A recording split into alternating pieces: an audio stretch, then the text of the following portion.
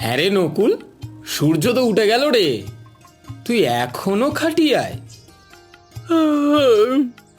সূর্য উঠলেই কি মানুষকে উঠতে হবে নাকি? সূর্য তো আবার ডুববে, আমি উঠি না উঠি ওর কিছুই আসে যায় না।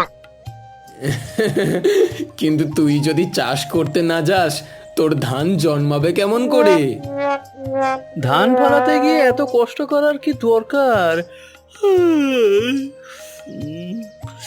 মাথা খাটাতে পারলে কম কষ্টে বেশি ফসল পাওয়া যায়। আচ্ছা, তুই শুয়ে শুয়েই চাষ কর, আমি যাই বাবা, আমাকে শরীর দিয়েই করতে হবে।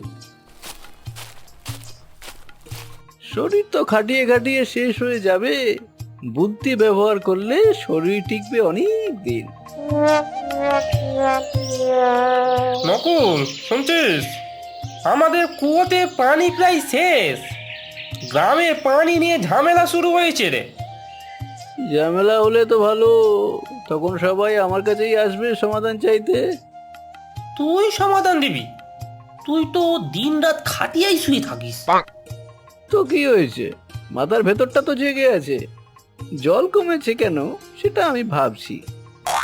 ভাবিস, কিন্তু তাড়াতাড়ি কিছু করতে হবে রে, না হলে সবাই লড়াই শুরু করবে পানি নিয়ে।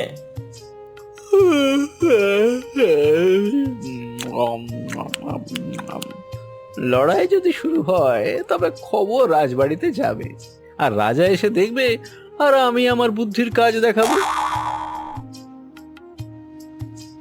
এই কুয়োর পানি শুধু আমরা নেব, তোমরা অন্য কুয়ো খুঁজে নাও। কুয়ো তো সবাই মিলে খুঁড়েছিল, এখন এভাবে যদি দখল করে নেয় আমরা বাঁচবো কেমন করে? আরে আরে, থামো থামো থামো, ঝামেলা করে যদি পানি বের হতো তবে হয়েই যেত। তাহলে কি করব বলো মন্ত্রী মশাই? তোমরা সবাই শান্ত হও। এই সমস্যা আমি মহারাজকে জানাচ্ছি, মহারাজ ব্যবস্থা করবেন, নিশ্চয়ই করবেন। ধন্যবাদ মন্ত্রী মশাই, আপনি একটু দেখুন, না হলে আমরা পানি না খেয়ে মারা যাব। ভরসা রাখো, আজ আমি কিছু ব্যবস্থা করেই আসবো, বুঝতে পেরেছো?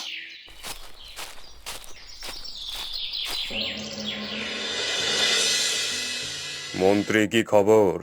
এত চিন্তিত কেন? মহারাজ, গ্রামের ওই দক্ষিণের কুয়োতে জল কমে আসছে, সেই নিয়ে প্রজারা বেশ চিন্তিত। আজ তো দেখি ঝগড়া করছিল, আমি আমি থামিয়ে এলাম আর বললাম, দেখছি দেখছি রাজসভায় সমস্যাটা নিয়ে আলোচনা করে। আমার রাজ্যে প্রজারা যদি পানির জন্য ঝগড়া করে মারামারি করে তবে সেটা আমার লজ্জা। হ্যাঁ মহারাজ। চলো মন্ত্রী, গিয়ে দেখা যাক। এখনই যাবেন মহারাজ? হ্যাঁ, কেন, তোমার কিছু অসুবিধা আছে? না না মহারাজ, আমার আবার কিসের অসুবিধে? চলুন চলুন তাহলে। হ্যাঁ চলো।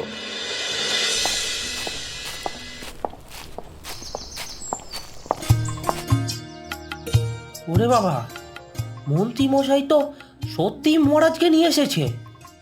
তবে বুঝি এখন কুয়োর ঝামেলা মিটবে? এটাই কি সেই কুয়ো? হ্যাঁ মহারাজ, এ কুয়ো থেকে সবাই জল খেত, কিন্তু এখন জল প্রায় শুকিয়ে গেছে। মহারাজ, আমরা সবাই মিলে কুয়ো খুঁড়েছিলাম, এখন ওরা বলছে ওরাই ব্যবহার করবে। না মহারাজ, রমা মিথ্যে বলছে, ও নিজেই এ কথা বলেছে। আরে থামো থামো থামো তোমরা, উফ, মহারাজ তো এসেছে, ওনাকে সিদ্ধান্ত নিতে দাও। একটা কুয়ো নিয়ে যদি আমার প্রজারা লড়াই করে তবে সেটা আমার রাজ্যের অপমান। এই সমস্যার সমাধান করার জন্য কাউকে দায়িত্ব দেওয়া দরকার। মন্ত্রী, তুমি কি বলো? মহারাজ, গ্রামে শোনা যায় একজন আছে, নাম নকুল। মানুষটা খুব অলস, কিন্তু মাথায় বুদ্ধি অসাধারণ। প্রজারা ওকে নিয়ে মজা করে, কিন্তু যখন জটিল হিসেব নিকেশের কথা ওঠে তখন সবাই চুপ হয়ে যায়, কারণ ওর মতো হিসেব আর কেউ মেলাতে পারে না। ওই অলস নকুল পারবে কি? অলস হলেও যদি কাজে আসে তবে তাকে খুঁজে আনো। আমি দেখতে চাই তার বুদ্ধি সত্যিই কতটুকু। সৈন্যদের ইশারা করেন মন্ত্রী। একজন সৈন্য দ্রুত নকুলের কুঁড়ে ঘরের দিকে যায়।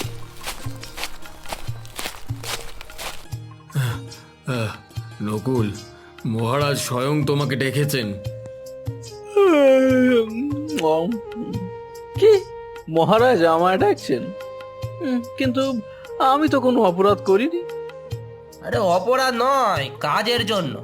পানি নিয়ে গ্রামে ঝামেলা শুরু হয়েছে, মহারাজ বলেছেন তুমি সমাধান করবে। ও, অবশেষে আমার অলস মাথার দাম পাওয়া গেল।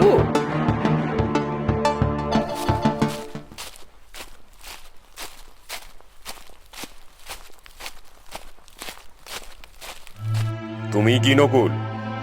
হ্যাঁ মহারাজ, আমি সেই অধম। তোমার কথা শোনা গেছে, অলস হলেও বুদ্ধিমান।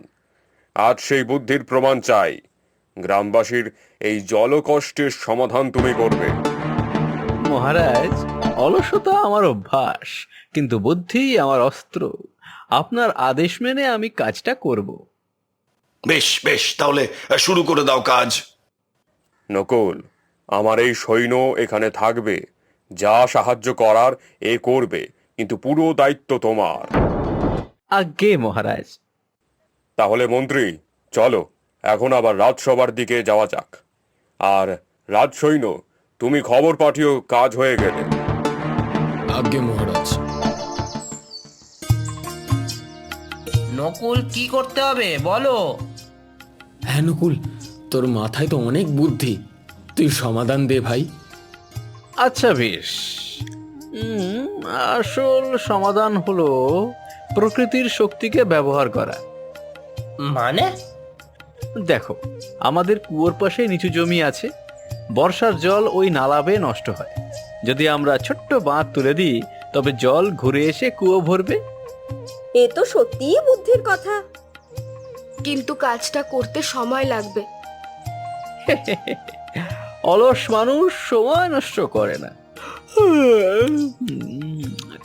যাই হোক, আমরা সবাই মিলে ভাগ করে নিলে কাজ শেষ হতে বেশি সময় লাগবে না।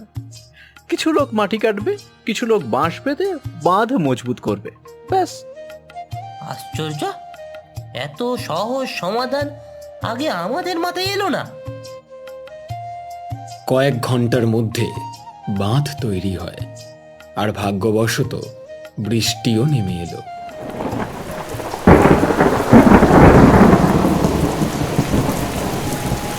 আর বৃষ্টির পানি নালা বেয়ে কুয়োর দিকে ঢলতে থাকে। সবাই আনন্দ চিৎকার করে ওঠে। ধন্যী নকুল, তুই না থাকলে এ কাজ আমাদের পক্ষে সম্ভব ছিল না। সত্যিই তুই আজ দেখিয়ে দিলি তোর বুদ্ধির পরীক্ষা। কিছুক্ষণ পর বৃষ্টি থামে। খবর রাজবাড়িতে পৌঁছয়। আবার রাজা আর মন্ত্রী নিজে গ্রামে আসেন। নকুল, আমি শুধু দায়িত্ব দিয়েছিলাম, সমাধান বের করা তোমার কাজ ছিল। আজ দেখলাম তুমি সে কাজ সাফল্যের সঙ্গে করেছো। একদিনের মধ্যে পানির ব্যবস্থা করে ফেলা, আর সেটা করে দেখানো, হ্যাঁ, এ কেবল বুদ্ধিমান মানুষের পক্ষেই সম্ভব।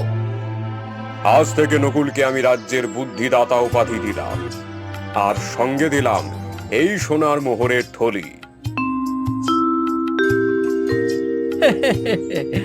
আমি অলস, এ কথা সত্যি, কিন্তু অলসতার মধ্যে যদি বুদ্ধি লুকিয়ে থাকে, তবে সেটাই আমার শক্তি।